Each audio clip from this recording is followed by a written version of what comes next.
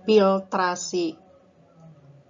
Tema pembelajaran yang berpihak pada murid dengan judul Permainan Monopoli Bahasa sebagai Media Pelajaran Bahasa Indonesia yang Menyenangkan, berpihak pada murid, termasuk kategori inovasi pembelajaran non-digital, laporan implementasi inovasi pendidikan di sekolah, oleh Dr. Randa Elis Anggia Budiarti MPD, Guru SMA Negeri 3 Sumedang, sebagai pengajar praktek Angkatan 7.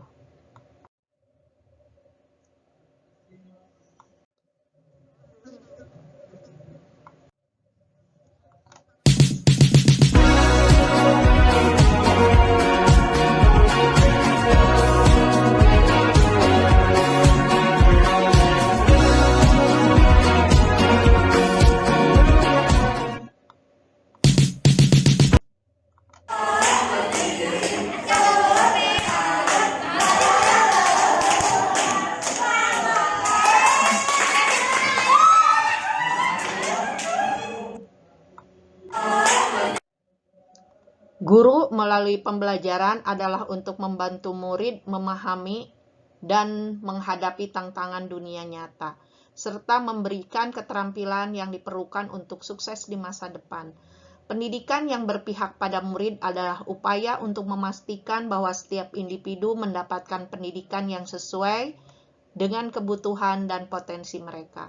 Melalui pendidikan yang berpihak pada murid, kita dapat menciptakan lingkungan belajar yang inklusif,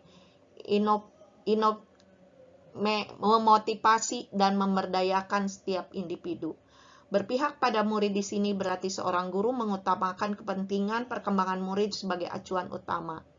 Segala keputusan yang diambil oleh seorang guru didasari pembelajaran murid terlebih dahulu, bukan pada dirinya sendiri.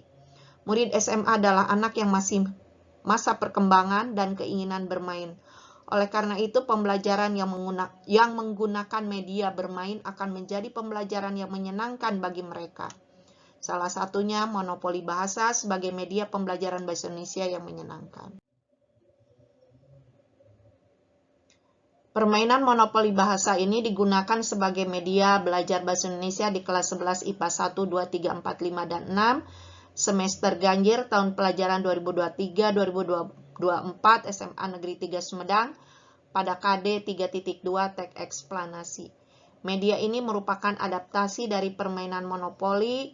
Perubahannya pada aset yang harus dibeli adalah soal-soal pada materi eksplanasi, seperti pengertian eksplanasi, ciri-ciri, struktur teks, dan kaidah kebahasaan dari eksplanasi.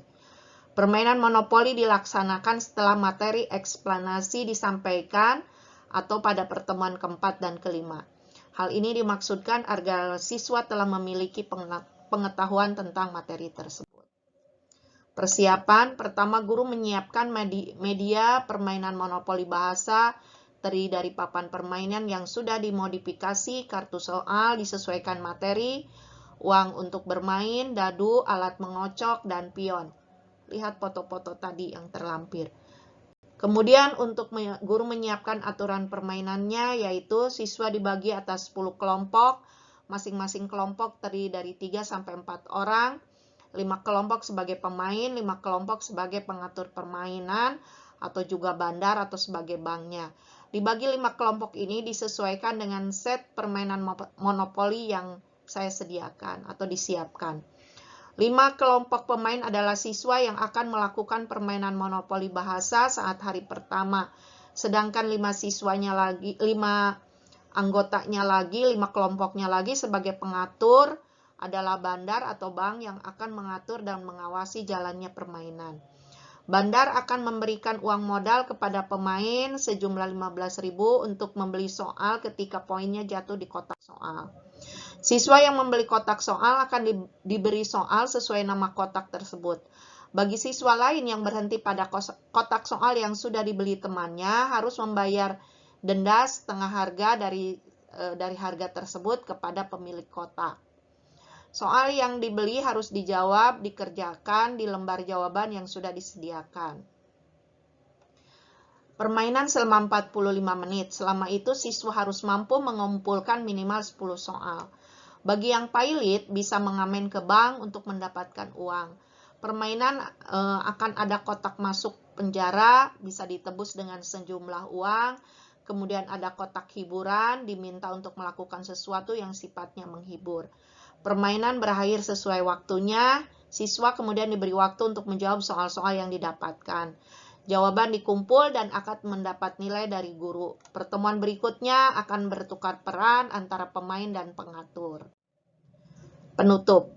Ternyata pembelajaran bahasa Indonesia dengan menggunakan media monopoli bahasa terbukti menyenangkan. Terlihat dari antusias siswa melakukan pembelajaran dan berusaha untuk mendapatkan kartu soal sebanyak mungkin dan menjawabnya sebaik mungkin. Dapat disimpulkan, media monopoli bahasa dapat dijadikan sebagai media alternatif pembelajaran bahasa Indonesia yang menarik, menyenangkan, dan berpihak pada siswa. Sekian dan terima kasih.